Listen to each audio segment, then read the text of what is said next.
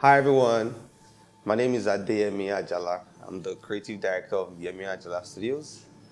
Uh, I want to stand on the table that I want to shatter this morning, or this afternoon or this evening, depending on what time you're watching it. That says that gears actually doesn't matter. And I would give my few points. I'll be able to convince and not confuse you that gears doesn't matter. Oftentimes, a lot of photographers fall into this rat race of, the new innovation of this new camera here, Sony A7S III, the Sony A7 IV, the Canon R5, the R5C, these ridiculously expensive cameras.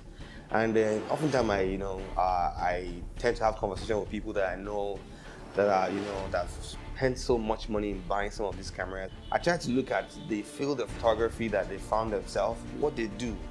And I ask myself, why do you need this kind of camera to do what you do? The fact that a lot of photographers think they want people to see the gears that they use as a yardstick to approve the quality of their works. And I don't know, it's for me, I find it very funny because I can remember as far back as 2010, 2009, I was conveniently shooting weddings with my Canon 5D, not the 5D Mark 1, the first 5D that was a full frame camera.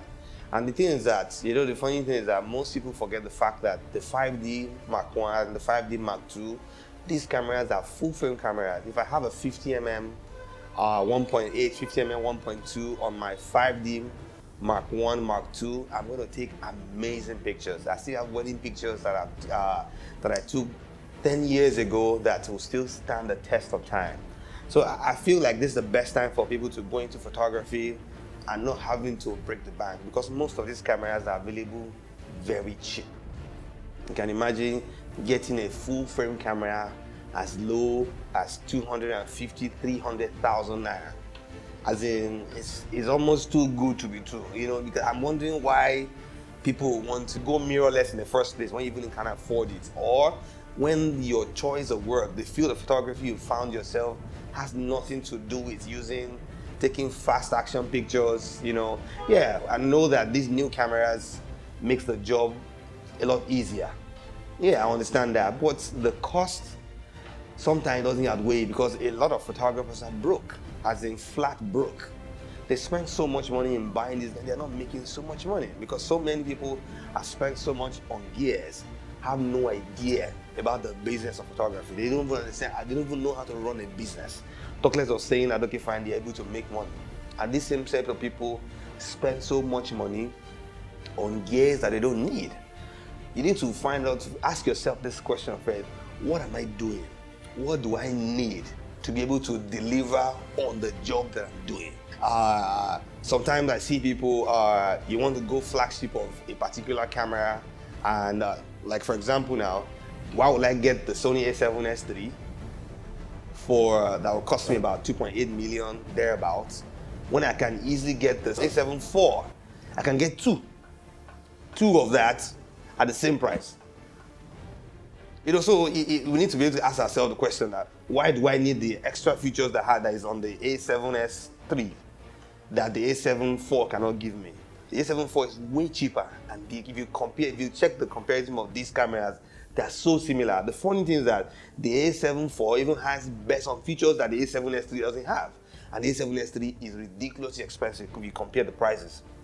So basically, I would advise a lot of photographers, don't join the bandwagon, or because Mr. Yemi has this camera, XYZ has this camera, I must get this camera in order to be able to do what they are doing. Please, you don't need those cameras. The first time I saw Joe Grams, it took, I think it was using a 5D Mark III, I can't remember, I think it was a 5D Mark III, and he used it to create a 110 or 100 megapixel picture. At first, I was wondering, how is that possible?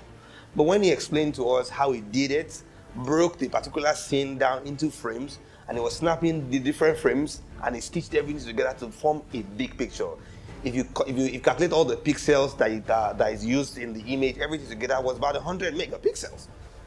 In order for him to have done that, that probably would have he has gotten an Hasselblad camera that probably will spend 30 or 50 million naira in buying that camera. So you are telling me now that if you have not gone to research and you didn't know that you can do that, so you feel that you have to you spend 50 million naira to get a camera that will give you opportunity to take a 50 megapixel picture. I'll be a 100 megapixel picture. So most of the time, people don't research. They don't even know what they need. They just buy things because other people are using it. If you look at the jobs that you do, what you need to do your job, if you don't need these cameras, please save your money. Spend that money on other things, because at the end of the day, what this thing will bring is frustration. Because at the end of the day, you spend so much money buying this camera, buying that camera, and then you cannot deliver what that person is delivering. What that person is delivering has nothing to do with camera. That's the funny thing. Yes, cameras can come to enhance, but let me tell you, camera can only enhance what you have in the inside. If there's nothing, camera will enhance nothing. And that's where we forget to understand that one. Yoruba people only tell you about devil. It's what you have on the inside that you can now say, oh, if I have this particular gear, then I can do this. Say necessity is the mother of innovation. There has to be a need for something first before you now buy. But most people buy before there's a need. And that's why at the end of the day, people just have gears. They have, you see arsenals of gears, and they can't do anything. They can't do jack with it. No matter, I'll stand on that table. Gears, it doesn't matter.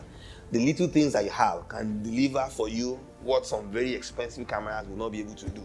That's the funny thing, because it's until you have those cameras that you won't be able to do some of those things. But it's the camera that you have, what you have capacity to work with at that present time, that will give you what exactly you need. I'm not saying you shouldn't upgrade. When there's need for you to upgrade, then upgrade. I used my Canon 5D Mark III for donkey years before I switched. And eventually, I moved mirrorless. But even at the face of the mirrorless camera I'm using, I'm not jumping at the next new camera and jumping. No.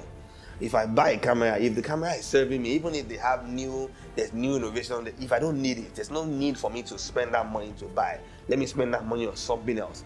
Pay for trainings, go for business education, and learn things that will help me to use my photography business to make money. You'll be surprised, a lot of these big name photographers that we know, most of them, their best works are created with those with the DSLR, with the 5D, the 5D Mark 1, the Mark 2s, and then the Nikon's equivalent of those cameras. I never owned a Nikon camera. I've worked with it before. I've worked with Canon and then the Sony. But basically, I feel like people should take time to pause and ask themselves the question, what do I need? What do I do? What are the things, what are the tools that I need in order for me to do what I do? I'm not just going because some person is using this camera. When I buy that camera, I can also deliver what the person is delivering. Don't forget, the camera will only enhance what you have inside of you. If there's nothing inside of you, the camera will enhance nothing. If there's something inside of you, that camera will enhance that something. It's only when you have something and then you notice that, okay, fine, the tool I have is limiting me. It cannot allow me to go to this next level. That's when you know that there's need for you to upgrade. Don't ever try to upgrade your tools without having need for it. It will bring about frustration. Thank you for subscribing to our YouTube channel. Thank you for subscribing to our trainings. We hope we've been able to bring you things that have been of education to you, to help you make better choices and make better decisions.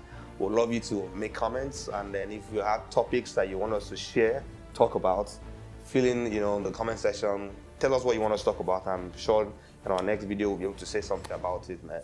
My name is Adeyemi Ajala. I'm the creative director of Yemi Ajala Studios.